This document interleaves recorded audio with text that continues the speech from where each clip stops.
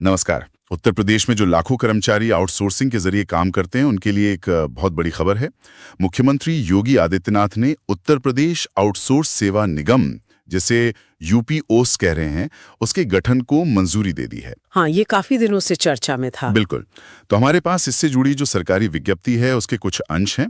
आज हम इसी पर थोड़ी गहराई से बात करेंगे, समझने की कोशिश करेंगे कि यह नया निगम है क्या, इसे क्यों लाया जा रहा है और जो आउटसोर्स कर्मचारी हैं उन पर इसका क्या असर पड़ेगा। हाँ, चलिए देखते हैं कि इसमें क्या क्या है। सबसे पहली चीज जो मुझे दिखी और काफी महत्वपूर्ण लगी वो है आरक्षण की बात। अच्छा। हाँ, कहा गया है कि इसके जरिए जो भर्तियां होंगी उनमें अनुसूचित जाति, जनजाति, अन्य पिछड़ा वर्ग, ईडब्ल्यूएस, महिला, दिव्यांगजन, पूर्व सैनिक, इन सब के लिए आरक्षण लागू होगा। ये तो वाकई एक अहम बात है। अक्सर आउटसोर्सिंग में ये चीज साफ नहीं होती थी। हाँ, और इसमें निराश्रित, तलाकशुदा महिलाओं को प्राथमिकता देने की भी बात है। ये तो आउटसोर्सिंग व्यवस्था में एक नया मोड़ लगता है। बिल्कुल। और शायद यही वजह है कि इस निगम की जरूरत महसूस हुई। जो मौजूदा व्यवस्था थी ना, उसमें कुछ कमियां थी। अच्छा, क्या कमियां थी? सरकार ने क्या दिक्कतें पहचानी? देखिए, पहले क्या था कि अलग अलग विभाग अपनी अपनी तरह से एजेंसियां चुन लेते थे।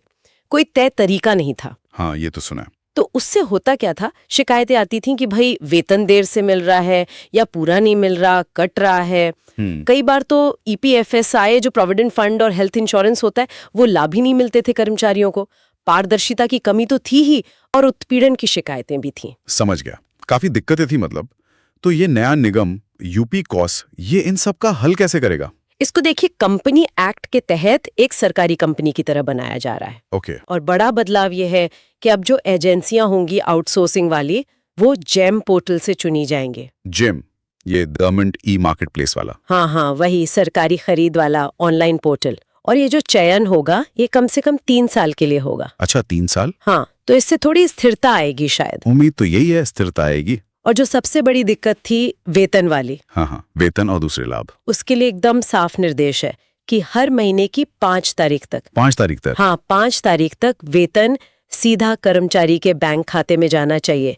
बीच में कोई एजेंसी का चक्कर नहीं। ये तो बहुत अच्छा है अगर ऐसा हो पाता है तो। और साथ ही ईपीएफआईएसआई का पैसा भी टाइम पर जमा हो और जो दूसरे बैंकिंग लाभ है वो भी मिले। कोशिश है कि कर्मचारी को उसका हक मिले, पूरा मिले और समय पर मिले।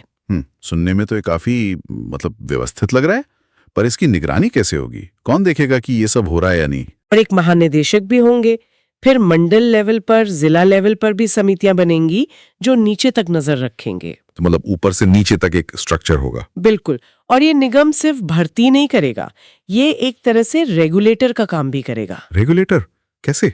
एजेंसियों पर लगाम कसेगा? सही पकड़ा। ये निगम जो आउटसोर्सिंग एजेंसियां है ना, उनके कामकाज पर नजर रखेगा, देखेगा कि वो नियम मान रही हैं या नहीं। और अगर नहीं मान रही तो फिर एक्शन होगा। निगम उन्हें ब्लैकलिस्ट कर सकता है, उन पर जुर्माना लगा सकता है, यहाँ तक कि कानूनी कार्रवाई भी कर सकता है। अरे वाह, तो एजेंसियों की मनमानी पर रोक लगेगी। कोशिश तो यही है, जवाबदेही तय करने की कोशिश है।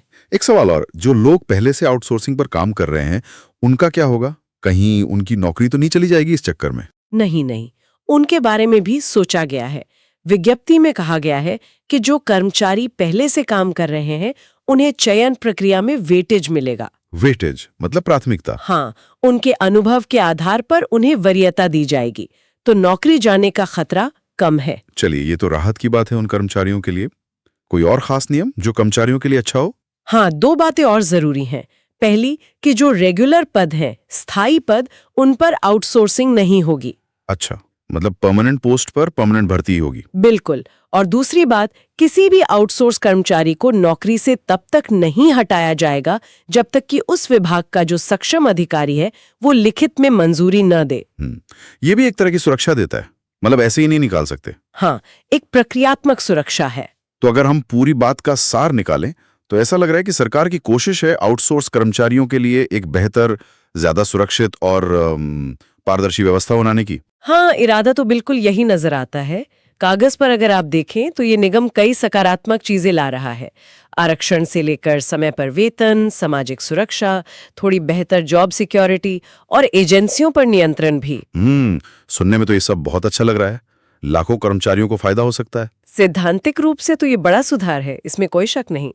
लेकिन वो कहते हैं ना, असली परीक्षा तो अमल में होती है।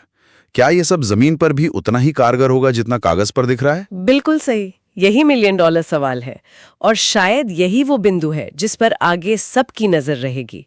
नीम बना देना एक बात है, लेकिन उन्हें ईमानदारी से लागू करना, लगातार उनकी निगरानी करना, ये बिल्कुल दूसरी बात है। हाँ, क्या ये नई व्यवस्था वाकई वो पुरानी समस्याएं खत्म कर पाएगी, जैसे वेतन में देरी या EPFSSI न मिलना या एजेंसियों की मनमानी?